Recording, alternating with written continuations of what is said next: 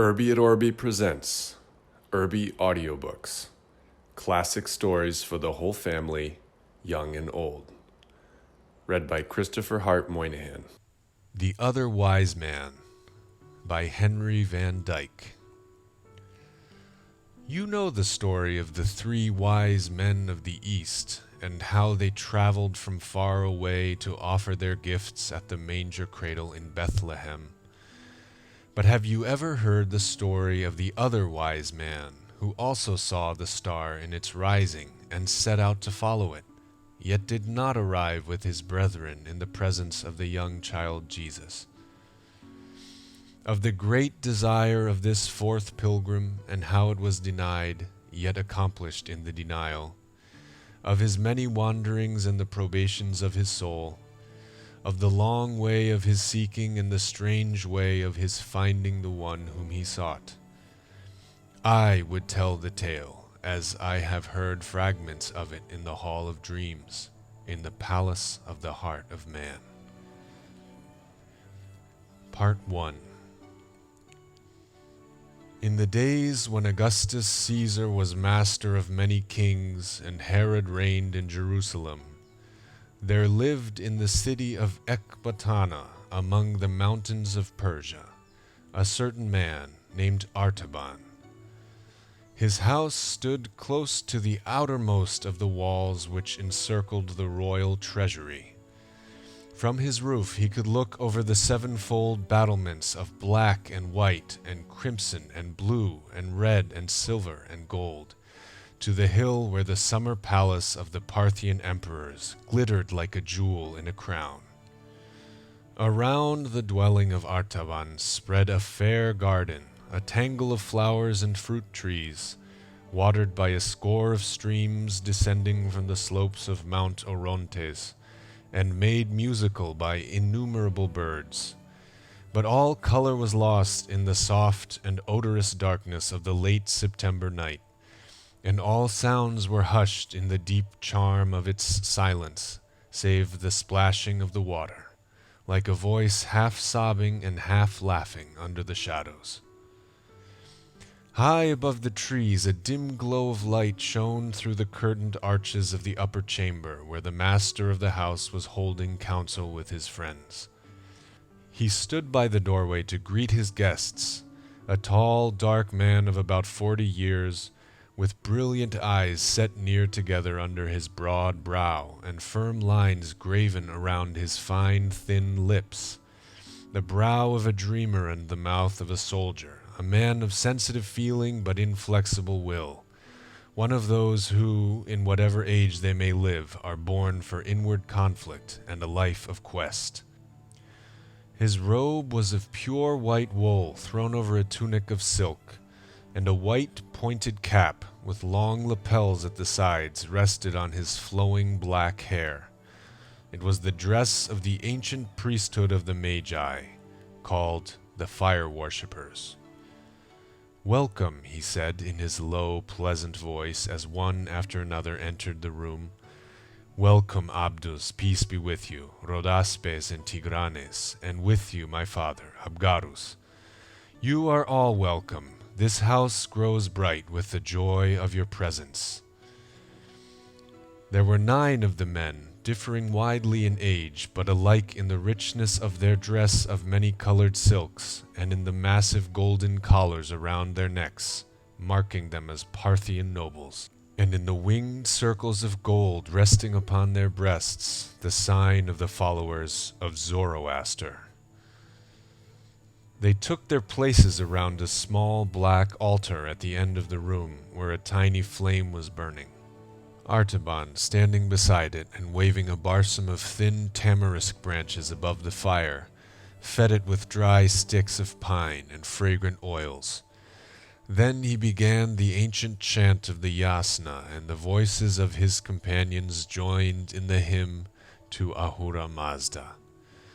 We worship the Spirit Divine, all wisdom and goodness possessing, surrounded by holy immortals, the givers of bounty and blessing. We joy in the work of his hands, his truth and his power confessing. We praise all the things that are pure, for these are his only creation. The thoughts that are true, and the words and the deeds that have won approbation. These are supported by him, and for these we make adoration. Hear us, O Mazda, thou livest in truth and in heavenly gladness. Cleanse us from falsehood and keep us from evil and bondage to badness. Pour out the light and the joy of thy life on our darkness and sadness. Shine on our gardens and fields, shine on our working and waving. Shine on the whole race of man, believing and unbelieving. Shine on us now through the night. Shine on us now in thy might, the flame of our holy love and the song of our worship receiving. The fire rose with the chant, throbbing as if the flame responded to the music, until it cast a bright illumination through the whole apartment, revealing its simplicity and splendor. The floor was laid with tiles of dark blue veined with white. Pilasters of twisted silver stood out against the blue walls. The clear story of round-arched windows above them was hung with azure silk. The vaulted ceiling was a pavement of blue stones, like the body of heaven in its clearness, sown with silver stars. From the four corners of the roof hung 4 golden magic wheels, called the tongues of the gods.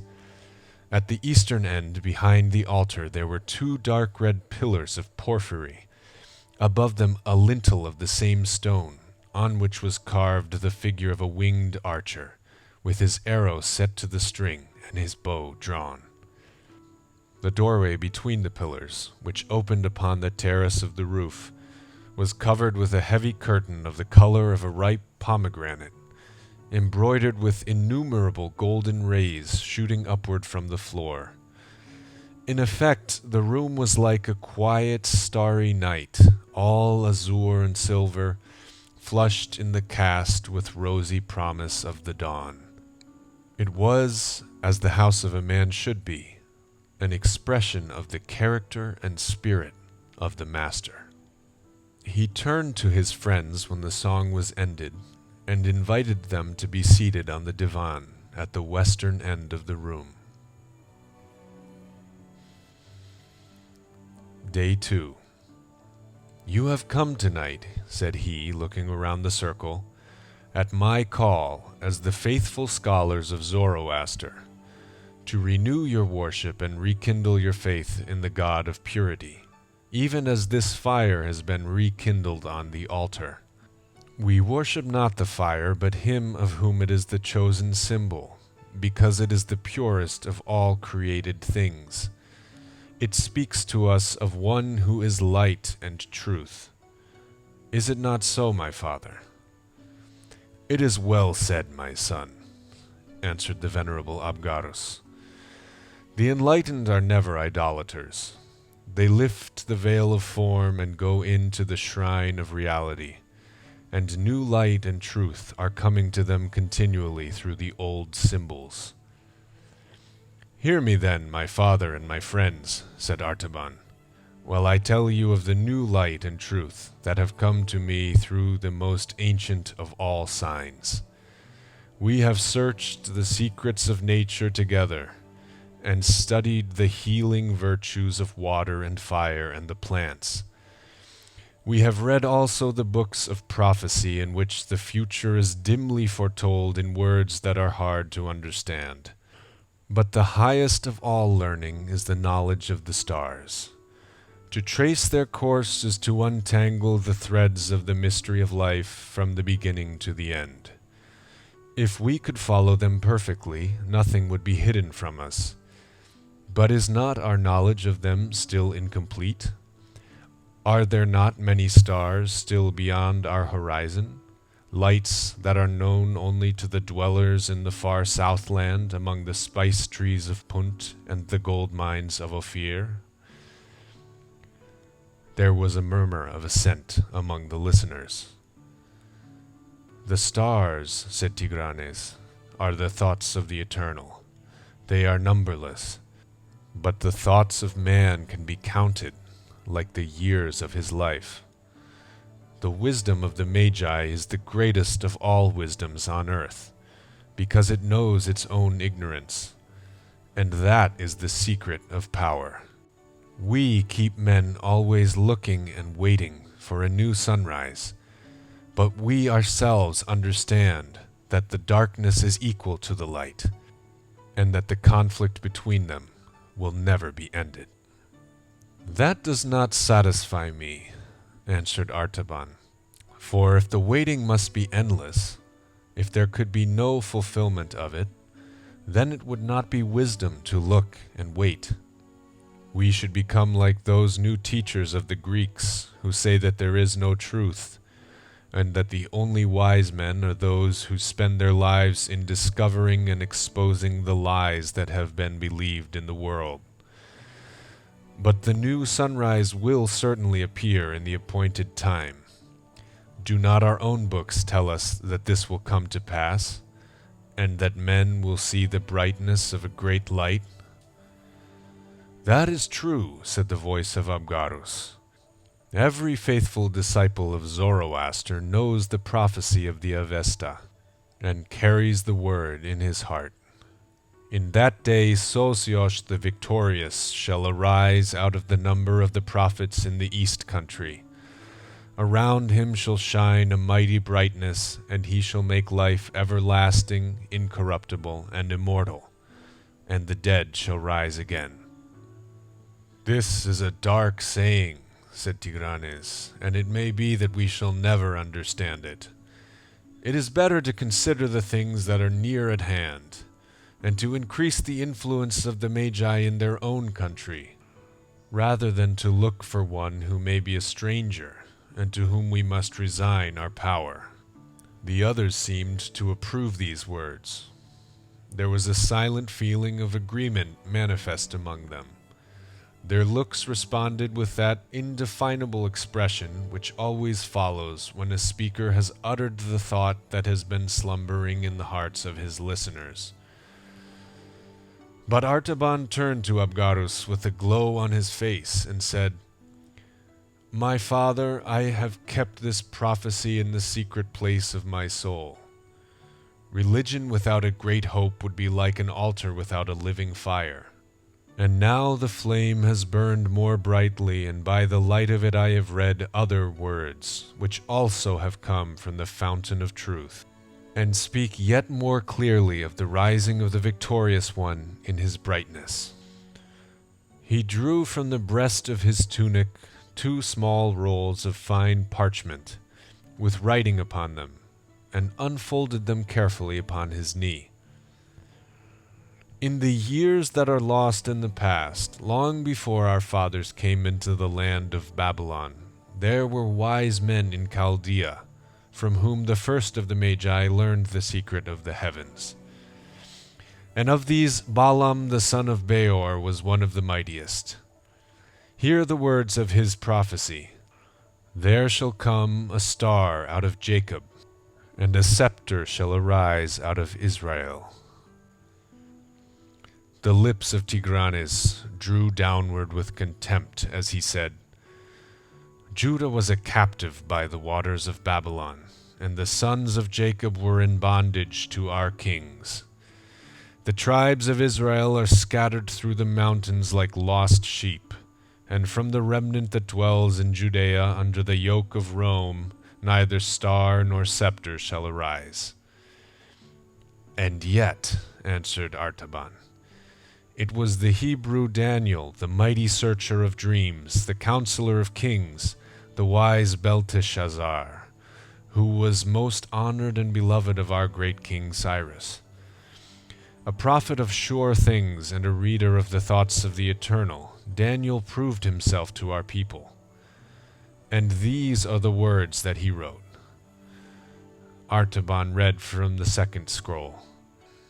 Know therefore and understand that from the going forth of the commandments to restore Jerusalem unto the Anointed One, the Prince, the time shall be 67 and 2 weeks. But my son, said Augustus doubtfully. "These are mystical numbers. Who can interpret them, or who can find the key that shall unlock their meaning?" Artaban answered, "It has been shown to me and to my 3 companions among the Magi, Caspar, Melchior, and Balthazar. We have searched the ancient tablets of Chaldea and computed the time. It falls in this year. We have studied the sky, and in the spring of the year we saw 2 of the greatest planets draw near together in the sign of the fish, which is the house of the Hebrews. We also saw a new star there, which shone for 1 night and then vanished. Now again the 2 great planets are meeting. This night is their conjunction. My 3 brothers are watching by the ancient temple of the 7 spheres at Borsippa, in Babylonia, and I am watching here. If the star shines again, they will wait 10 days for me at the temple, and then we will set out together for Jerusalem, to see and worship the promised one who shall be born King of Israel. I believe the sign will come. I have made ready for the journey. I have sold my possessions and bought these 3 jewels, a sapphire, a ruby, and a pearl, to carry them as tribute to the king. And I ask you to go with me on the pilgrimage, that we may have joy together in finding the prince who is worthy to be served."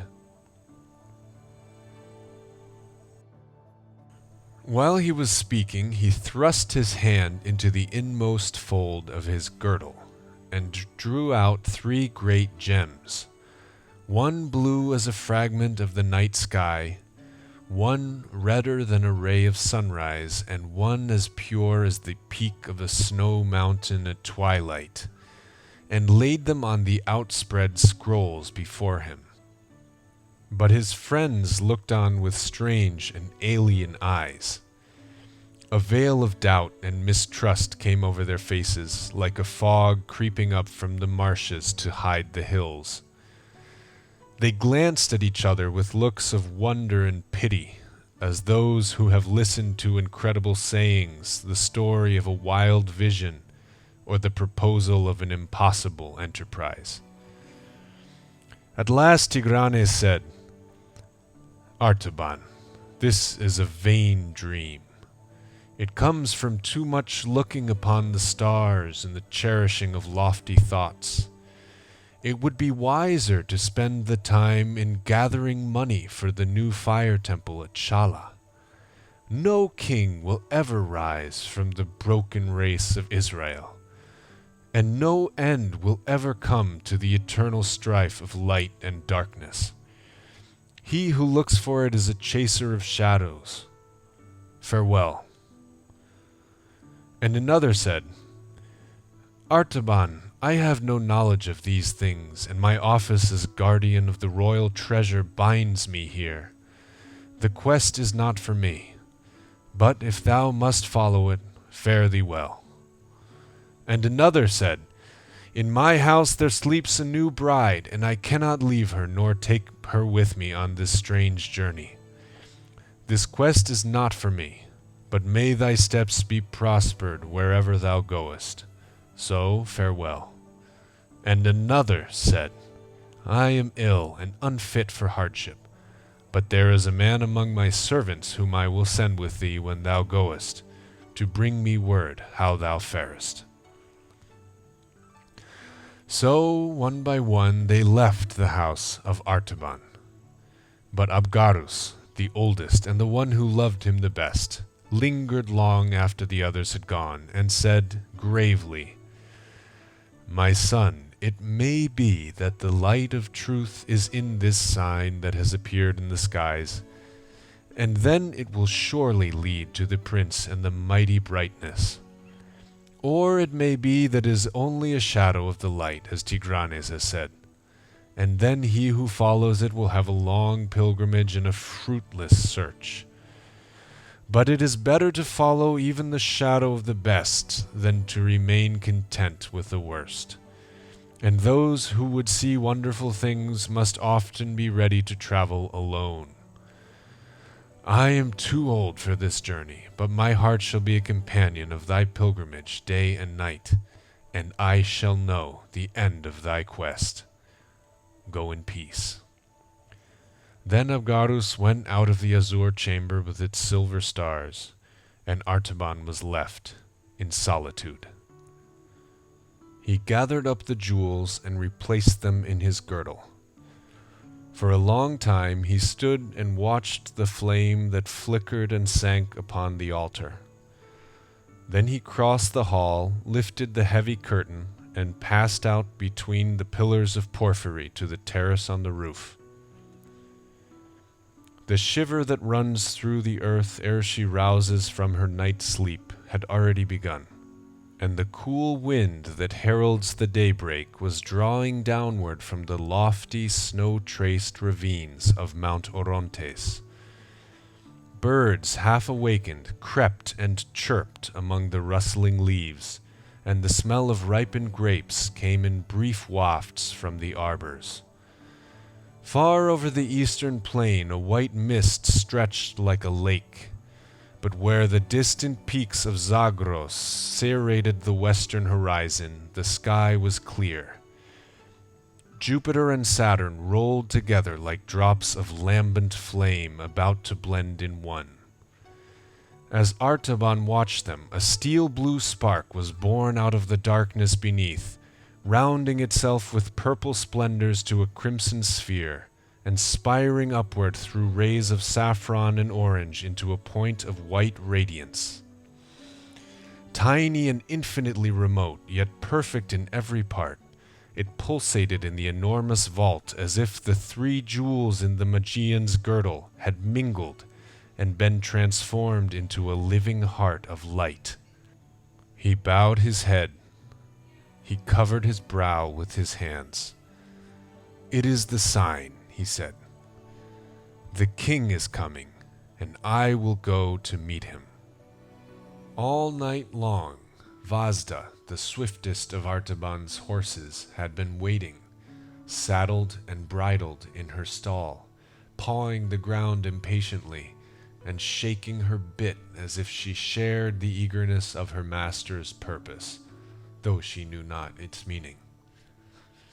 Before the birds had fully roused to their strong, high, joyful chant of morning song, before the white mist had begun to lift lazily from the plain, the other wise man was in the saddle, riding swiftly along the high road which skirted the base of Mount Orontes, westward. How close, how intimate is the comradeship between a man and his favorite horse on a long journey. It is a silent, comprehensive friendship, an intercourse beyond the need of words. They drink at the same wayside springs and sleep under the same guardian stars. They are conscious together of the subduing spell of nightfall and the quickening joy of daybreak.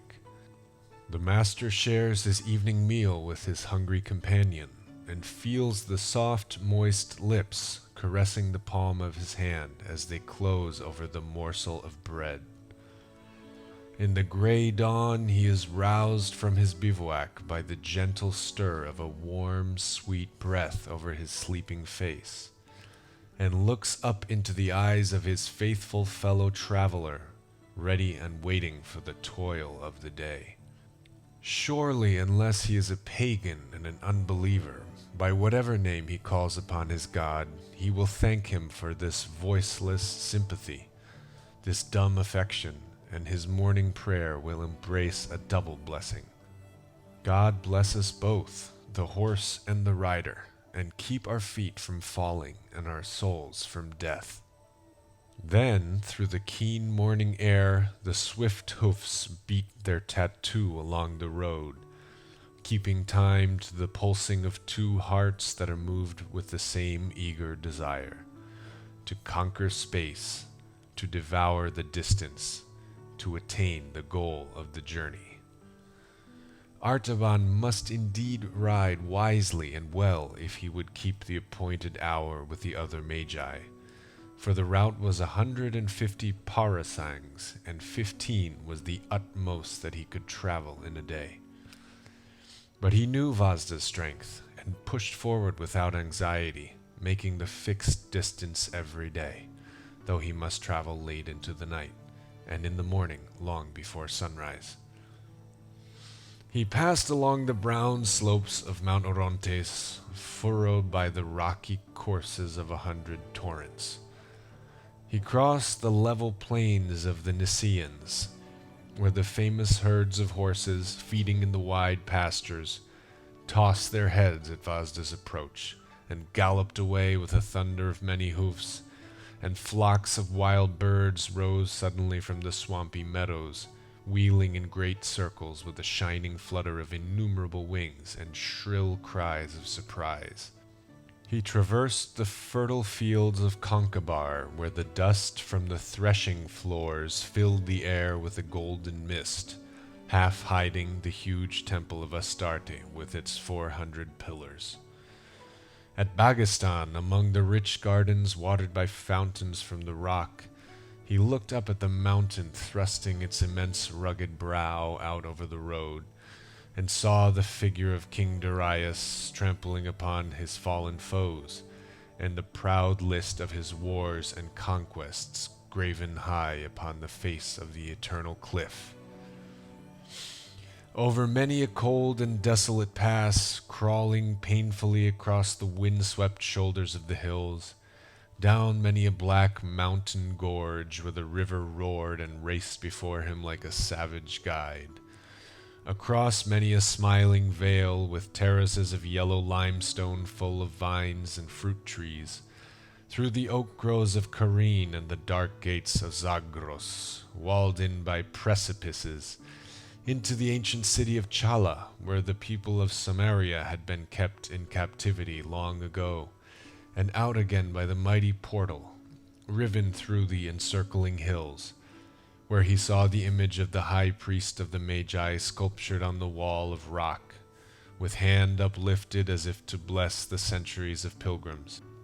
Past the entrance of the narrow defile, filled from end to end with orchards of peaches and figs, through which the river Gindes foamed down to meet him, over the broad rice fields where the autumnal vapors spread their deathly mists, following along the course of the river under tremulous shadows of poplar and tamarind, among the lower hills, and out upon the flat plain, where the road ran straight as an arrow through the stubble fields and parched meadows, past the city of Ctesiphon, where the Parthian emperors reigned, and the vast metropolis of Seleucia, which Alexander built, across the swirling floods of Tigris and the many channels of Euphrates, flowing yellow through the corn lands, Artaban pressed onward until he arrived, at nightfall on the 10th day, beneath the shattered walls of populous Babylon.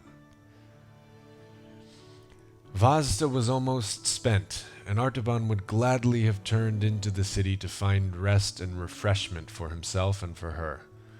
But he knew that it was 3 hours' journey yet to the Temple of the Seven Spheres, and he must reach the place by midnight if he would find his comrades waiting. So he did not halt, but rode steadily across the stubble fields. A grove of date palms made an island of gloom in the pale yellow sea. As she passed into the shadow, Vazda slackened her pace and began to pick her way more carefully. Near the farther end of the darkness, an access of caution seemed to fall upon her. She scented some danger or difficulty. It was not in her heart to fly from it, only to be prepared for it and to meet it wisely as a good horse should do. The grove was close and silent as the tomb. Not a leaf rustled, not a bird sang.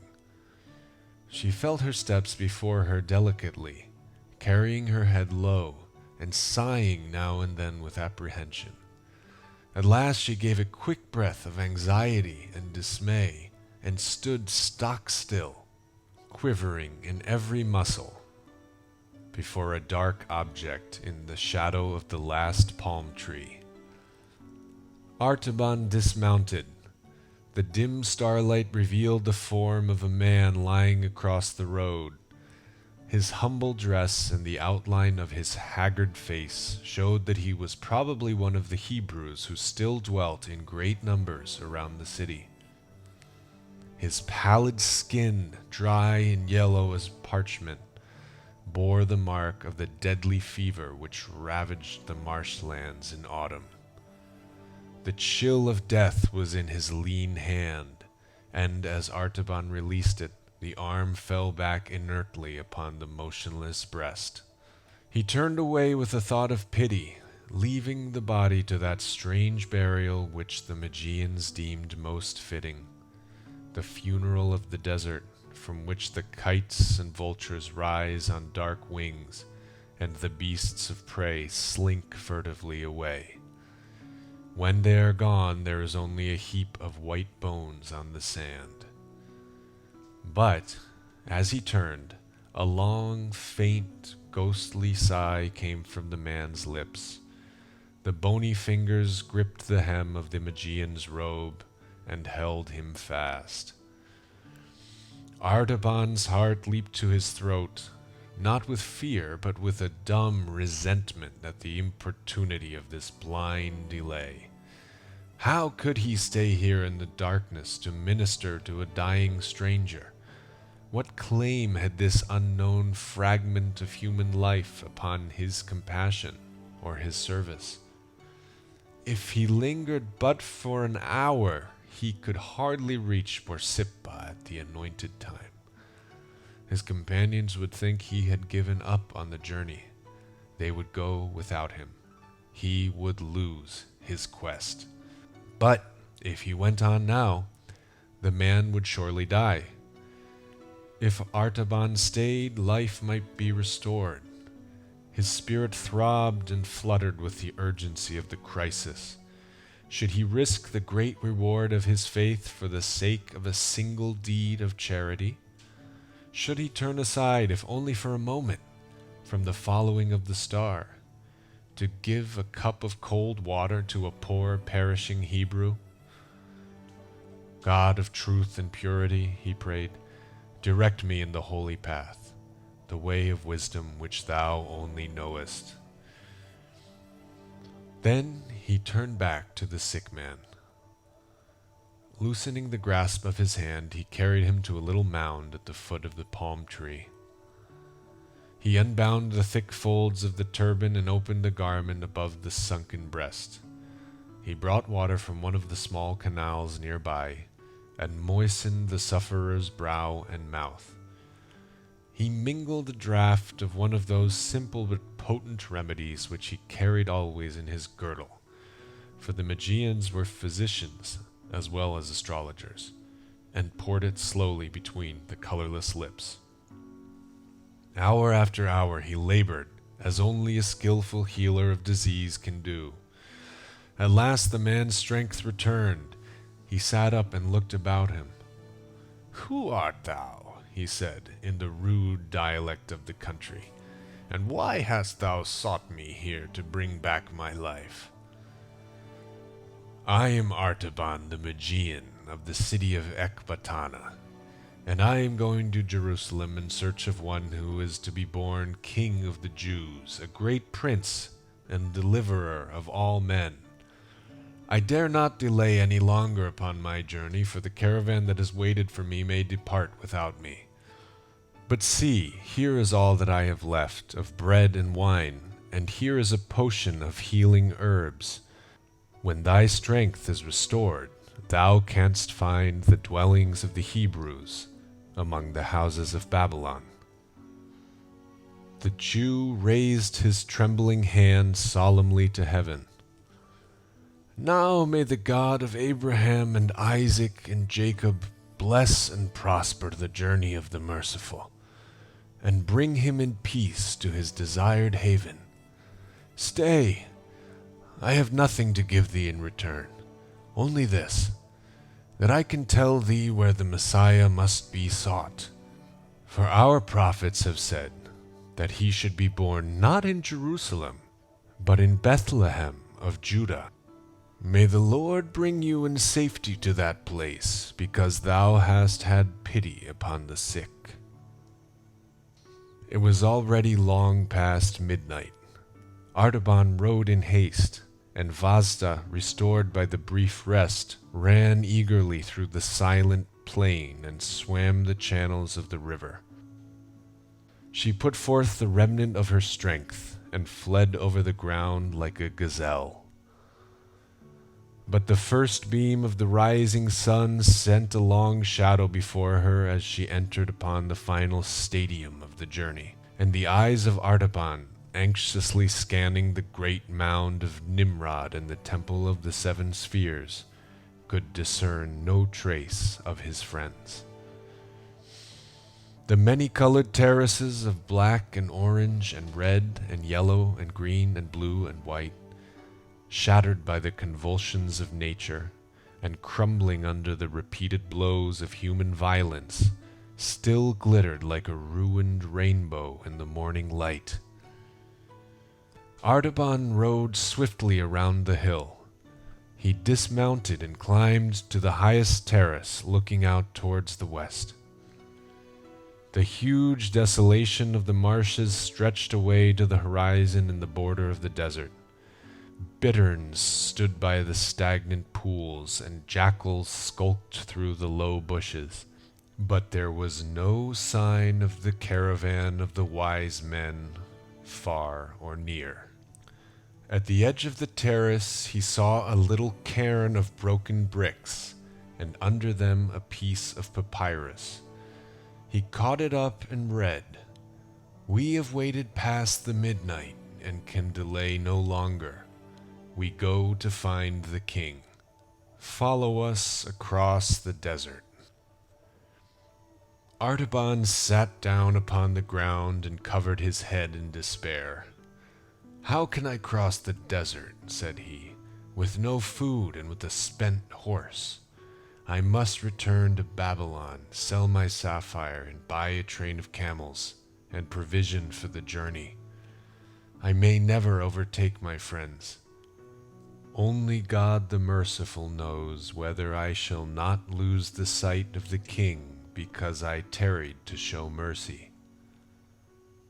There was a silence in the Hall of Dreams where I was listening to the story of the other wise man.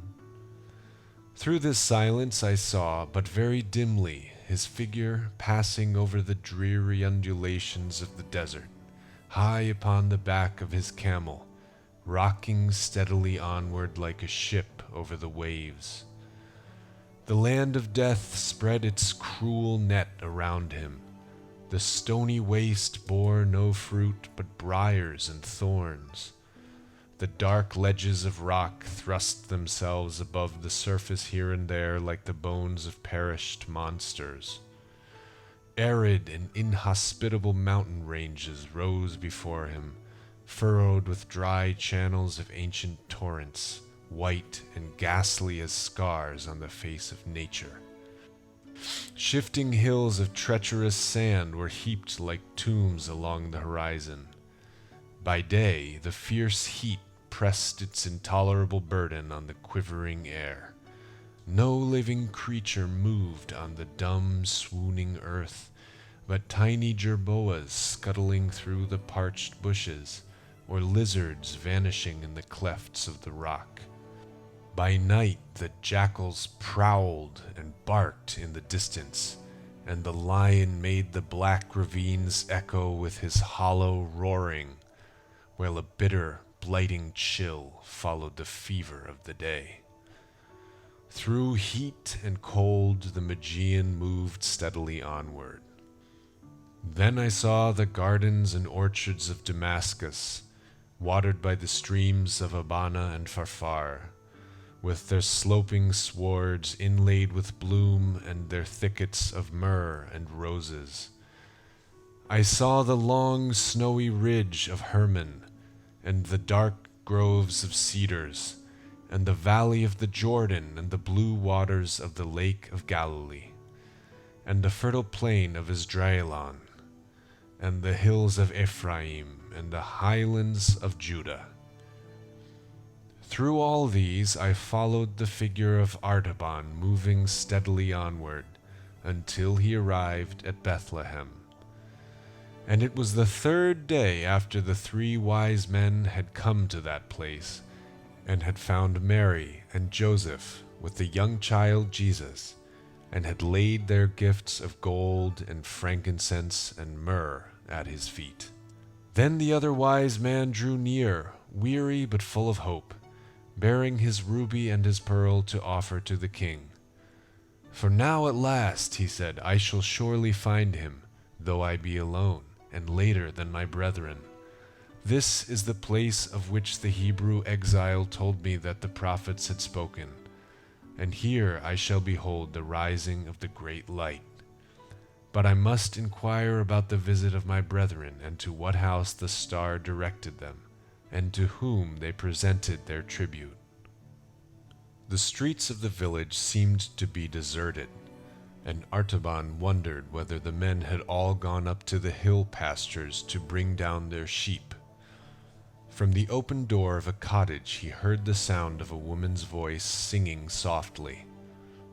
He entered and found a young mother hushing her baby to rest. She told him of the strangers from the far east who had appeared in the village 3 days ago, and how they said that a star had guided them to the place where Joseph of Nazareth was lodging with his wife and her newborn child, and how they had paid reverence to the child and given him many rich gifts. But the travelers disappeared again, she continued, as suddenly as they had come. We were afraid at the strangeness of their visit. We could not understand it. The man of Nazareth took the child and his mother and fled away that same night, secretly, and it was whispered that they were going to Egypt. Ever since there has been a spell upon the village. Something evil hangs over it. They say that the Roman soldiers are coming from Jerusalem to force a new tax from us, and the men have driven the flocks and herds far back among the hills and hidden themselves to escape it.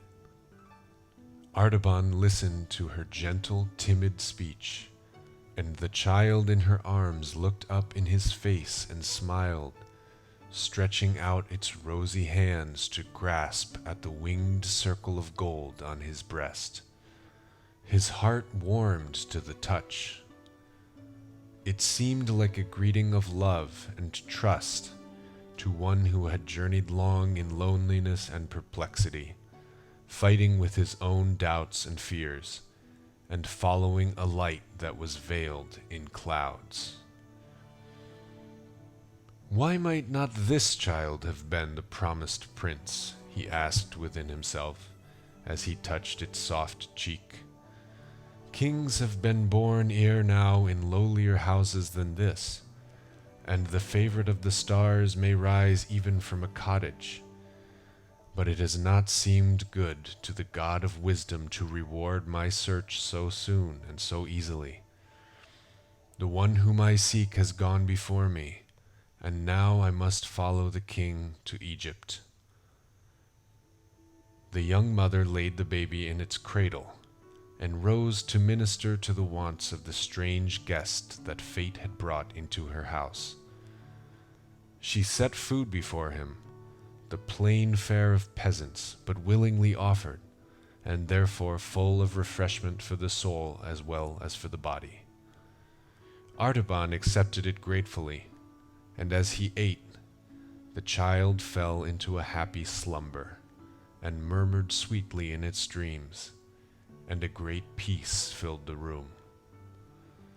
But suddenly there came the noise of a wild confusion in the streets of the village, a shrieking and wailing of women's voices, a clangor of brazen trumpets and a clashing of swords, and a desperate cry, "The soldiers! The soldiers of Herod! They're killing our children!" The young mother's face grew white with terror. She clasped her child to her bosom and crouched motionless in the darkest corner of the room, covering him with the folds of her robe, lest he should wake and cry. But Artaban went quickly and stood in the doorway of the house. His broad shoulders filled the portal from side to side, and the peak of his white cap all but touched the lintel. The soldiers came hurrying down the street with bloody hands and dripping swords. At the sight of the stranger in his imposing dress, they hesitated with surprise. The captain of the band approached the threshold to thrust him aside, but Artaban did not stir. His face was as calm as though he were watching the stars, and in his eyes there burned that steady radiance before which even the half-tamed hunting leopard shrinks, and the bloodhound pauses in his leap. He held the soldier silently for an instant, and then said in a low voice, "I am all alone in this place, and I am waiting to give this jewel to the prudent captain, who will leave me in peace." He showed the ruby, glistening in the hollow of his hand like a great drop of blood. The captain was amazed at the splendor of the gem. The pupils of his eyes expanded with desire, and the hard lines of greed wrinkled around his lips. He stretched out his hand and took the ruby. "March on," he cried to his men. "There is no child here. The house is empty." The clamor and the clang of arms passed down the street as the headlong fury of the chase sweeps by the secret covert where the trembling deer is hidden. Artaban re-entered the cottage. He turned his face to the east and prayed, "God of truth, forgive my sin. I have said the thing that is not to save the life of a child, and 2 of my gifts are gone. I have spent for man that which was meant for God. Shall I ever be worthy to see the face of the king?" But the voice of the woman, weeping for joy in the shadow behind him, said very gently, "Because thou hast saved the life of my little one, may the Lord bless thee and keep thee. The Lord make his face to shine upon thee and be gracious unto thee. The Lord lift up his countenance upon thee and give thee peace." Again there was a silence in the Hall of Dreams, deeper and more mysterious than the first interval, and I understood that the years of Artaban were flowing very swiftly under the stillness, and I caught only a glimpse here and there of the river of his life shining through the mist that concealed its course. I saw him moving among the throngs of men in populous Egypt, seeking everywhere for traces of the household that had come down from Bethlehem, and finding them under the spreading sycamore trees of Heliopolis, and beneath the walls of the Roman fortress of New Babylon beside the Nile. Traces so faint and dim that they vanished before him continually, as footprints on the wet river sand glisten for a moment with moisture and then disappear. I saw him again at the foot of the pyramids, which lifted their sharp points into the intense saffron glow of the sunset sky, changeless monuments of the perishable glory and the imperishable hope of man. He looked up into the face of the crouching Sphinx and vainly tried to read the meaning of the calm eyes and smiling mouth. Was it indeed the mockery of all effort and all aspiration, as Tigranes had said, the cruel jest of a riddle that has no answer, a search that never can succeed? Or was there a touch of pity and encouragement in that inscrutable smile, a promise that even the defeated should attain a victory, and the disappointed should discover a prize, and the ignorant should be made wise, and the blind should see, and the wandering should come into the haven at last. I saw him again in an obscure house of Alexandria, taking counsel with a Hebrew rabbi. The venerable man, bending over the rolls of parchment on which the prophecies of Israel were written, read aloud the pathetic words which foretold the sufferings of the promised Messiah, the despised and rejected of men, the man of sorrows and acquainted with grief. "And remember, my son," said he, fixing his eyes upon the face of Artaban, "the king whom thou seekest is not to be found in a palace, nor among the rich and powerful. If the light of the world and the glory of Israel had been appointed to come with the greatness of earthly splendor, it must have appeared long ago. For no son of Abraham will ever again rival the power which Joseph had in the palaces of Egypt, or the magnificence of Solomon throned between the lions in Jerusalem. But the light for which the world is waiting is a new light, the glory that shall rise out of patient and triumphant suffering. And the kingdom which is to be established forever is a new kingdom, the royalty of unconquerable love. I do not know how this shall come to pass, nor how the turbulent kings and peoples of earth shall be brought to acknowledge the Messiah and pay homage to him. But this I know, those who seek him will do well to look among the poor and the lowly, the sorrowful and the oppressed." So I saw the other wise man again and again, traveling from place to place, and searching among the people of the dispersion, with whom the little family from Bethlehem might perhaps have found a refuge. He passed through countries where famine lay heavy upon the land, and the poor were crying for bread. He made his dwelling in plague-stricken cities where the sick were languishing in the bitter companionship of helpless misery. He visited the oppressed and the afflicted in the gloom of subterranean prisons, and the crowded wretchedness of slave markets, and the weary toil of galley ships. In all this populous and intricate world of anguish, though he found none to worship, he found many to help. He fed the hungry and clothed the naked, and healed the sick, and comforted the captive. And his years passed more swiftly than the weaver's shuttle that flashes back and forth through the loom, while the web grows and the pattern is completed. It seemed almost as if he had forgotten his quest. But once I saw him for a moment as he stood alone at sunrise waiting at the gate of a Roman prison. He had taken from a secret resting place in his bosom the pearl, the last of his jewels. As he looked at it, a mellower luster, a soft and iridescent light, full of shifting gleams of azure and rose, trembled upon its surface. It seemed to have absorbed some reflection of the lost sapphire and ruby. So the secret purpose of a noble life draws into itself the memories of past joy and past sorrow. All that has helped it, all that has hindered it, is transfused by a subtle magic into its very essence. It becomes more luminous and precious the longer it is carried close to the warmth of the beating heart.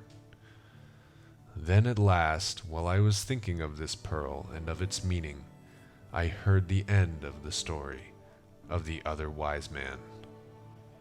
33 years of the life of Artaban had passed away, and he was still a pilgrim and a seeker after light.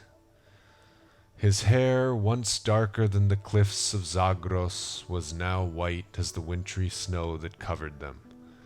His eyes, that once flashed like flames of fire, were dull as embers smoldering among the ashes. Worn and weary and ready to die, but still looking for the king, he had come for the last time to Jerusalem. He had often visited the holy city before, and had searched all its lanes and crowded bevels and black prisons without finding any trace of the family of Nazarenes who had fled from Bethlehem long ago. But now it seemed as if he must make one more effort, and something whispered in his heart that at last he might succeed. It was the season of the Passover. The city was thronged with strangers.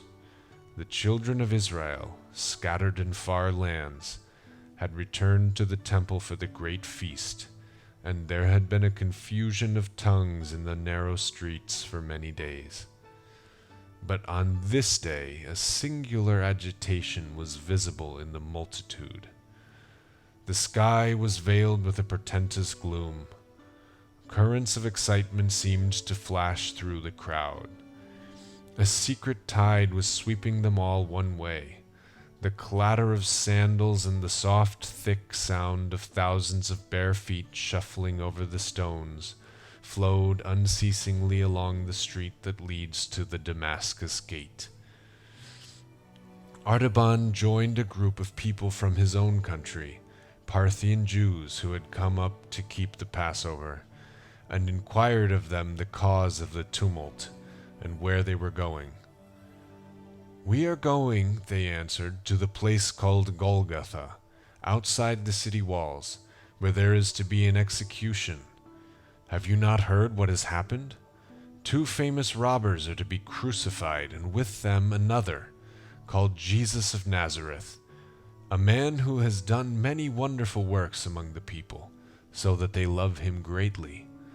But the priests and elders have said that he must die, because he gave himself out to be the Son of God. And Pilate has sent him to the cross, because he said that he was the King of the Jews." How strangely these familiar words fell upon the tired heart of Artaban. They had led him for a lifetime over land and sea, and now they came to him mysteriously like a message of despair. The king had arisen, but he had been denied and cast out. He was about to perish. Perhaps he was already dying. Could it be the same who had been born in Bethlehem 33 years ago, at whose birth the star had appeared in heaven, and of whose coming the prophets had spoken? Artaban's heart beat unsteadily with that troubled, doubtful apprehension which is the excitement of old age. But he said within himself, "The ways of God are stranger than the thoughts of men, and it may be that I shall find the king at last in the hands of his enemies, and shall come in time to offer my pearl for his ransom before he dies." So the old man followed the multitude with slow and painful steps toward the Damascus Gate of the city. Just beyond the entrance of the guardhouse, a troop of Macedonian soldiers came down the street, dragging a young girl with torn dress and disheveled hair. As the Magian paused to look at her with compassion, she broke suddenly from the hands of her tormentors and threw herself at his feet, clasping him around the knees. She had seen his white cap and a winged circle on his breast. "Have pity on me," she cried, "and save me for the sake of the God of purity. I also am a daughter of the true religion which is taught by the Magi. My father was a merchant of Parthia, but he is dead, and I am seized for his debts to be sold as a slave. Save me from worse than death." Artaban trembled. It was the old conflict in his soul, which had come to him in the palm grove of Babylon and in the cottage at Bethlehem. The conflict between the expectation of faith and the impulse of love. Twice the gift which he had consecrated to the worship of religion had been drawn to the service of humanity. This was the third trial, the ultimate probation, the final and irrevocable choice. Was it his great opportunity or his last temptation? He could not tell. One thing only was clear in the darkness of his mind. It was inevitable. And does not the inevitable come from God? One thing only was sure to his divided heart. To rescue this helpless girl would be a true deed of love. And is not love the light of the soul? He took the pearl from his bosom. Never had it seemed so luminous, so radiant, so full of tender living luster. He laid it in the hand of the slave. "This is thy ransom, daughter. It is the last of my treasures which I kept for the king." While he spoke, the darkness of the sky deepened and shuddering tremors ran through the earth, heaving convulsively like the breast of one who struggles with mighty grief. The walls of the houses rocked to and fro. Stones were loosened and crashed into the street. Dust clouds filled the air. The soldiers fled in terror, reeling like drunken men. But Artaban and the girl who he had rescued crouched helpless beneath the wall of the praetorium. What had he to fear? What had he to hope? He had given away the last remnant of his tribute for the king. He had parted with the last hope of finding him. The quest was over, and it had failed. But even in that thought, accepted and embraced, there was peace. It was not resignation. It was not submission. It was something more profound and searching. He knew that all was well because he had done the best that he could from day to day. He had been true to the light that had been given to him. He had looked for more, and if he had not found it, if a failure was all that came out of his life, doubtless that was the best that was possible. He had not seen the revelation of life everlasting, incorruptible, and immortal, but he knew that even if he could live his earthly life over again, it could not be otherwise than it had been. One more lingering pulsation of the earthquake quivered through the ground. A heavy tile, shaken from the roof, fell and struck the old man on the temple. He lay breathless and pale, with his gray head resting on the young girl's shoulder, and the blood trickling from the wound. As she bent over him, fearing that he was dead, there came a voice through the twilight, very small and still, like music sounding from a distance, in which the notes are clear but the words are lost. The girl turned to see if someone had spoken from the window above them, but she saw no one. Then the old man's lips began to move as if in answer, and she heard him say in the Parthian tongue, "Not so, my lord. For when saw I thee hungered and fed thee, or thirsty and gave thee drink? When saw I thee a stranger and took thee in, or naked and clothed thee? When saw I thee sick or in prison and came unto thee? 33 years have I looked for thee, but I have never seen thy face, nor ministered to thee, my king." He ceased, and the sweet voice came again. And again the maid heard it, very faint and far away. But now it seemed as though she understood the words. "Verily I say unto thee, inasmuch as thou hast done it unto one of the least of these my brethren, thou hast done it unto me." A calm radiance of wonder and joy lighted the pale face of Artaban like the first ray of dawn on a snowy mountain peak. A long breath of relief exhaled gently from his lips. His journey was ended. His treasures were accepted. The other wise man had found the king. Thank you for listening to this Irby Audiobooks presentation of The Other Wise Man. Please subscribe to our channel for more classic stories of faith presented by Irby at Orby Communications.